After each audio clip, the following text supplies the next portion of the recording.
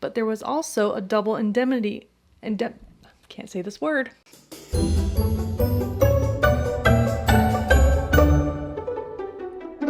Hi guys, welcome back to another episode of Crue Trime.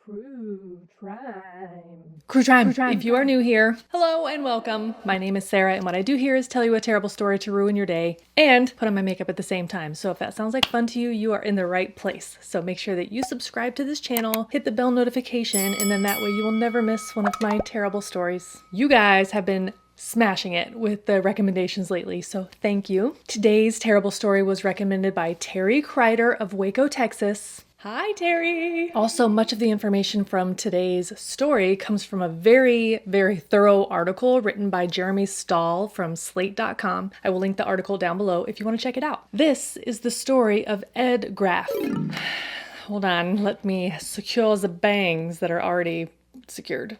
On August 26, 1986, around 4:30 p.m., McLennan County Emergency Services received multiple calls about a fire at 505 Angel Fire Drive in Hewitt, Texas. When police and firefighters arrived, they found that the fire was actually in a shed behind the house. So the firefighters fought very hard to extinguish the blaze, and in the process, they found two small bodies. The homeowner was Edward Graf Jr., and he had been taking care of his three sons when the fire occurred. At the time, he was actually inside the house caring for his 6-month-old son, Edward III. He had two stepsons, 9-year-old Joby and 8-year-old Jason. They had been outside playing when he last saw them. These inseparable blonde-haired boys had many friends in the Winter Park Estates subdivision that they lived in, so Ed just thought that they were out and about with them. Instead, they died in their own backyard. So how did this happen? I'm glad you asked. In Hewitt, Texas, in the early 1980s, Claire Bradburn was a single mom of two young boys, 6-year-old Jason and 7-year-old Jerry Don Jr., who she called Joby. Claire was divorced from the boy's father, Jerry McGoffey, and she was living on her own. She had to work 2 jobs to make ends meet. Claire worked as a kindergarten teacher at Hewitt Elementary School, and she also worked evenings at a jewelry store at the Richland Mall. One of Claire's co-workers at the jewelry store had a friend that would often stop by to chat. It was a really nice guy named Ed Graf. Well, one day, Claire got a phone call out of the blue from Ed. Apparently, he'd gotten her phone number from this coworker friend,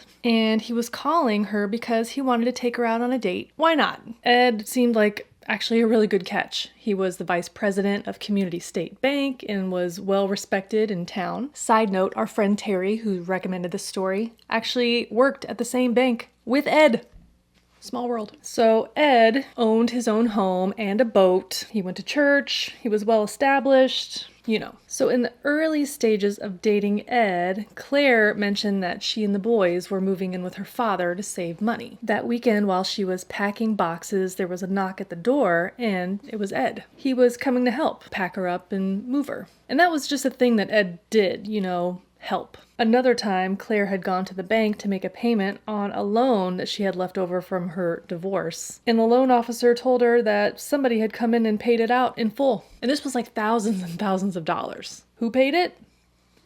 Ed. When she asked him about it, he said, he just wanted to help. Claire's family members, after hearing the story, were telling her, wow, this guy's a keeper. Ed was also very good with her sons, Jason and Joby. He played sports with them, he helped them with their schoolwork, all that stuff. When Claire asked the boys if they liked Ed, they really did. So things progressed, it got more serious, and just shy of 1 year of dating, they became engaged. Ed proposed to Claire with a very large, very expensive engagement ring. So bottom line, Ed was very successful. He had a lot of money and he was very generous. It's pretty much an ideal situation for a single mom. In 1984, Claire and Ed got married, and then she pretty quickly after that became pregnant with their first child together. Well, after they were married and now that Claire was pregnant, it seemed like things shifted. Ed started acting very protective or possessive. He was overbearing and sometimes controlling, but Claire just kind of thought that Ed was worried about her health and the baby, of course. Apparently, Jason and Joby's dad was sort of not in the picture anymore, so Ed really kind of took on more of a strong parenting role, and he took it very seriously. Well, shortly before baby Edward III was born, Ed came home from work one day very upset, tears in his eyes. At first, Claire thought something terrible must have happened to the family. Ed told her he'd been fired from his job at the bank. His job where he was the vice president of the bank, by the way. Well, he told Claire that he had been caught embezzling money. What? He didn't say they accused him of it. He said he was caught. He had been embezzling money for the last 12 years to the tune of $70,000. Claire was understandably angry, but Ed was a smooth talker. He told her that they weren't planning to press charges. They'd come to an agreement where he would just pay the money back. He was going to cash in his 401k and get some money from his mother, and everything was just going to be fine. Also, he already had a new job lined up. Claire believed him. She trusted him and decided to help him work through it. So Ed started a new job at State Farm Insurance Company as a claims adjuster. After Claire gave birth to their son, Ed became even more strict with Jason and Joby. It seemed like he didn't want the boys near the new baby for whatever reason. But the boys were excited to be big brothers. You know, they wanted to hold the baby and feed him and all that stuff. Well, they told Claire that they were afraid that Ed was gonna spank them. And she, of course, said, that's silly, you know, and she encouraged them to interact with the baby and never confronted Ed about it. Pretty soon after the baby was born, Ed brought home a pamphlet from work about life insurance. No surprise, this is his actual job. He told Claire that they needed to get permanent life insurance on all 3 boys. And permanent life insurance plans have a savings feature that can be used later for college expenses. And this is like a common practice. It was definitely a common practice in Ed's family, and several members had permanent life insurance plans for their own kids, and Ed had actually used that same plan to pay for his own college. So Claire agreed that this was a fine idea, especially since Ed had lost that 401k, so their savings was like non-existent. These policies for the boys were set to mature to about $50,000, but there was also a double indemnity clause that would double that sum if the boys perished in some kind of accident. In the business, we call this foreshadowing. Now, is this a red flag? Not necessarily, you know, this is just being sensible and planning for the future. But as time went on, some red flags were starting to pop up. Claire would later describe a few instances that were telling, like the pool incident. So the family loved to go to the local pool. The boys loved to swim. One day at the pool, Claire noticed a lot of splashing going on in the deep end. And at first she thought that Jason was just trying to swim to the shallow end of the pool, but then she noticed that Ed was holding him underwater. She had to actually go over and yell at Ed to stop. And he let Jason up, and when he came up, he was gulping for air and crying and saying he couldn't breathe. Claire got all up in Ed's ass, telling him, you can't do that. But Ed insisted that they were just horsing around. Well, Claire was not horsing around. She told him, knock it off. And if you ever keep up that kind of thing, I will take these boys and I will leave. Well, Ed told her that if she left, she could not take his son. Oh, okay. So only the baby is his son. Another red flag type incident. One day, Claire found Ed in the backyard shed cutting up a hot dog and sprinkling white powder on it. When she asked, what are you doing? He told her that a stray cat from the neighborhood was using his flower bed as a litter box. So Ed's solution was to put strychnine on a hot dog to poison the cat. Yeah, immediately no. Immediately no.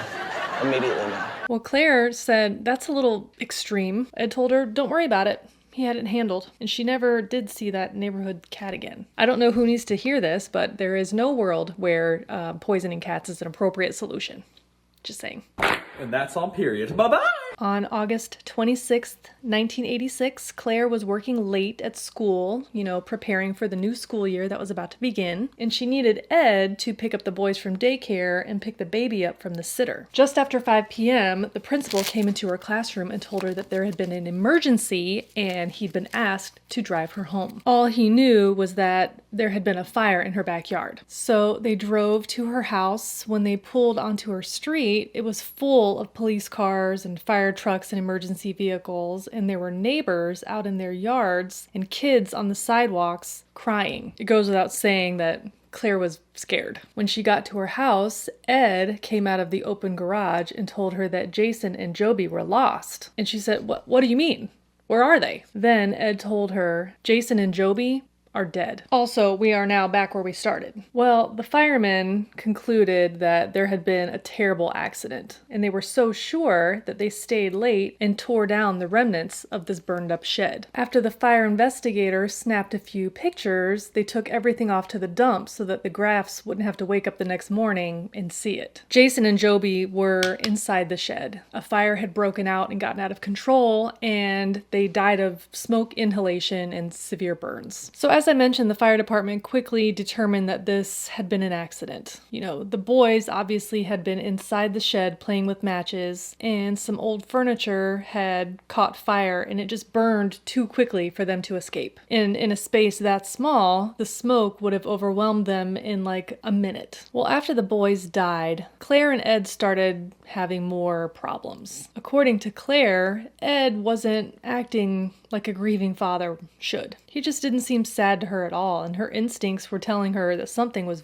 very wrong. Claire said that when they went to go pick out the boys' coffins, she was, of course, having a horrible time. Just such a difficult thing to do. And Ed suggested that they just put them together in one coffin. Claire was beyond offended. To her, it felt like Ed was just trying to get it over with, throw them away. After the funeral, Ed was with Claire all the time, but not in a supportive kind of a way. To her, it felt like she was being monitored, to make sure that she didn't say something to anyone. Well, Claire just needed a break, and she needed to get out of the house, away from everything that reminded her of the boys, right? So her brother offered for her to come stay with him for a bit, and she did. Despite whatever feelings and suspicions that she might have been having about Ed, she ended up leaving the baby with him because she didn't want the argument. Remember what he said at the pool? "You will not, cannot take my son." Once Claire got away from Ed's watchful and overbearing eye, she went to the police. At this point, Claire was sincerely scared that Ed had killed her sons to get them out of the way. He'd already all but said that the only child he considered his was the baby. And also, Claire just couldn't stop thinking about this life insurance. It had only gone into effect about a week before the boys died. Police dug into the investigation, and first things first, they had to exhume the boys' bodies for autopsy. Well, the autopsy revealed a truly high amount of carbon monoxide inside the boys' bodies, but no drugs. The investigation went on for about 10 months, and at the end of it, the police believed that Ed had incapacitated the boys, dragged them into the shed, locked them in, and then used gasoline to start the fire. Ed Graf was arrested and charged with 2 counts of capital murder, and in Texas, that carries the death penalty. In the trial in 1988, it was one of the biggest events that Waco had ever seen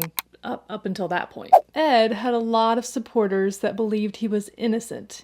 How could a man do such a thing to his own stepchildren? Also, the state's case was based on a lot of circumstantial evidence. But circumstantial evidence doesn't necessarily mean that it's weak evidence. Like, for example, if you went outside to find the ground wet, that is circumstantial evidence that it rained. Anyway, some of the things that were brought up were, like, on the day of the fire, Ed told Claire that both of the boys were dead, but the firefighters had only told them that they had found one body.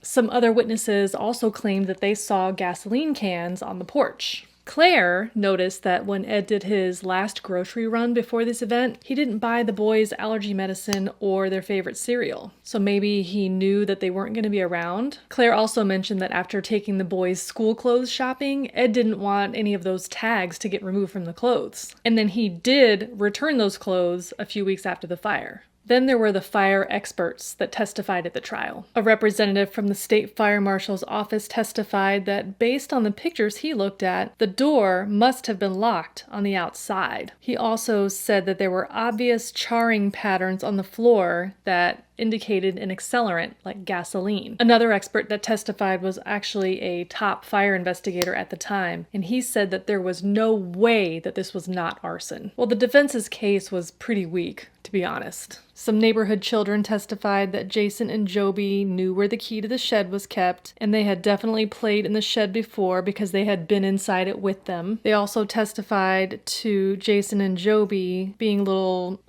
firebugs, I guess. They're boys playing with matches. Whatever. Well, the jury deliberated for 4 hours before they found Ed Graf guilty on the 2 counts of capital murder. But during the penalty phase, the defense essentially begged them to spare the death sentence. They said, quote, "If you did make a mistake, there's going to be some folks somewhere down the line, it may be years, but maybe the mistake can be corrected. If you take this man's life, there ain't no way to ever correct it." The jury then decided life in prison. Well, Ed Graf went to prison and served 25 years before the Innocence Project took a hold of the case sometime in 2012. They partnered with the Texas State Fire Marshal's office, pretty much calling the scientific testimony from the original trial junk science. They said that the evidence didn't point to an incendiary fire, it was accidental. Well, it took about 2 years, but in 2014, the Texas Court of Criminal Appeals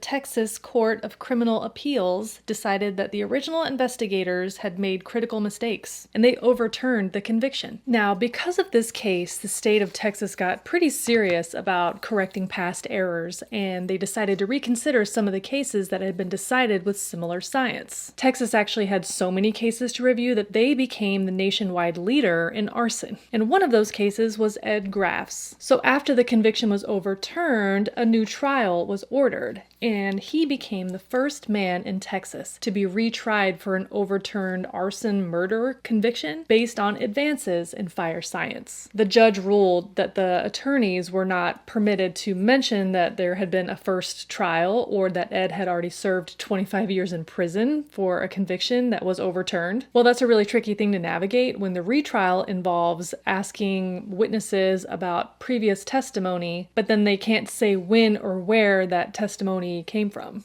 Also, some witnesses had died since the original trial, so their previous testimony was read in by lawyers. Some of the testimony was the same, and some of it was different. The expert testimony changed drastically. They weren't allowed to say anything about accelerant or that Ed had allegedly dragged them into the shed incapacitated. There was a new witness who testified in the second trial, Jenny Lilly. Jenny was a cousin of Joby and Jason who was 6 years old at the time of the event. She told the jury that Ed Graf had beaten her cousins with a belt for not taking a nap and made her watch. So not great for his character. Also, Ed's own son, Edward III, testified against his father. He had disowned him like 10 years before. I mean, obviously he wasn't an eyewitness. He was like a baby at the time. But also, not good for character. Claire Bradburn, who had long since divorced Ed Graf after the fire, took the stand and told the jury that Ed Graf was a bad husband who mistreated her and her sons. She described that Ed was so controlling that he made her keep the door open when she used the bathroom. One other new witness was this prison snitch. Even though Ed had been in prison for 25 years by this time, and he had had many cellmates, this guy said that way back when Ed was being held in the McClellan County Jail, he confessed